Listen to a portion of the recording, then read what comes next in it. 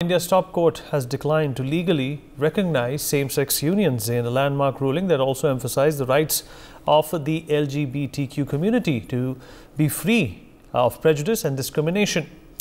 Campaigners had sought to obtain the right to marry under the Indian law, giving them access to the same privileges extended to heterosexual couples.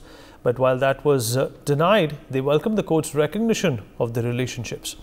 A 5-judge constitutional bench led by India's Chief Justice delivered the much-anticipated verdict.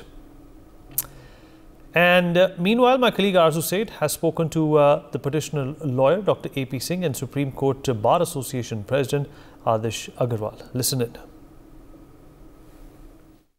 हमारे साथ बात करने के लिए मौजूद हैं supreme court bar association के अध्यक्ष। सर, जिस तरीके से सुप्रीम कोर्ट का आज फैसला आया है सेम सेक्स मैरिज पे, आप गवर्नमेंट का पक्ष भी रखते आए हुए हैं पहले, इसको किस तरीके से आप देख रहे हैं सर? ये जजमेंट जिसमें सुप्रीम कोर्ट ने कहा है कि सेम सेक्स की मैरिज रिकग्नाइज नहीं कर सकती सुप्रीम कोर्ट, ये बहुत अच्छा है।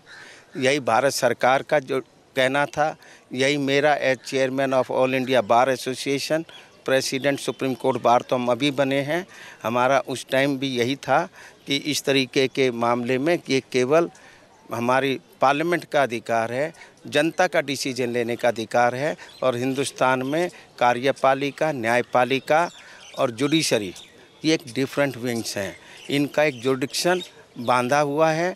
किसी को भी अपने जुडिक्शन से बाहर नहीं जाना होता है। कभी भी हिंदुस्तान की जो पार्लियामेंट है वो जुडिशरी के मामले में कभी इंटरफियर नहीं करा है और जुडिशरी भी नॉर्मली नहीं करती आई है। इस मामले में भी जुडिशरी ने इंटरफियर नहीं करा है, ये बड़ी खुशी की बात है। और भारत की न्यायपालिका सुप्रीम कोर्ट ने आज ये दिखा दिया है कि वो हिंदुस्तान के जो पुराना कल्चर है उसमें कोई इंटरफियर नहीं करना चाहेंगे। वो कोई जो लेजिस्लेचर का जो जुडिक्शन है उसमें कोई इंटरफियर नहीं करना चाहेंगे। और ये आम जनता की जो हिंदुस्तान की कल्चर की जीत है। सुप्रीम कोर्ट ने कहा है कि वो लॉ नहीं बदल सकते, वो लॉ नहीं बना सकते और इसी के साथ ही स्पेशल मैरिज एक्ट में भी इंटरफेरेंस करने से मना किया है। लेकिन कमेटी जो है वो सरकार से बनाने को कहा है और तमाम जो उनके राइट्स हैं उनको दिलवाने की बात कही है। राइट्स तो हम हिंदुस्तान की सरकारें, हिंदुस्तान की डिफरेंट स्टेट्स की सरकार किसी के भी राइट को डिप्राइव नहीं करना चाहती है। ये क्योंकि हिंदुस्तान एक डेमोक्रेटिक कंट्री है, तो सुप्रीम कोर्ट की रिक्वेस्ट कि स्टेट गवर्नमेंट, सेंट्रल गवर्नमेंट इनके बारे में जो इनकी डिमांड है उस पर विचार करें। जो भी इनकी और रिक्वेस्ट आए उन पर विचार करें, वो एक अच्छी चीज़ है। परंतु सरकार को जो देश के कानून के अंतर्गत किसी का अधिकार है वही चीज़ दी जाती है। एक और बहुत बड़ा फैसला हुआ है जिसमें अडॉप्शन राइट्स जो है वो दे दिए गए हैं सेम सेक्स कपल को और इसी के साथ ही क्वीर जो पीपल हैं उनको। ये कोई ऐसी बात नहीं है। ये पहले भी जो कोई भी जो है अपने आप को हस्बैंड वाइफ दिखाकर, आजकल तो यही नहीं पता चलता है कि ये मेल है या फीमेल है, नाम ऐसे हैं तो इसमें कोई अलग नहीं दे दिया गया है। तो कोई भी एडॉप्ट कर सकता है, इसमें कोई गलत बात नहीं है।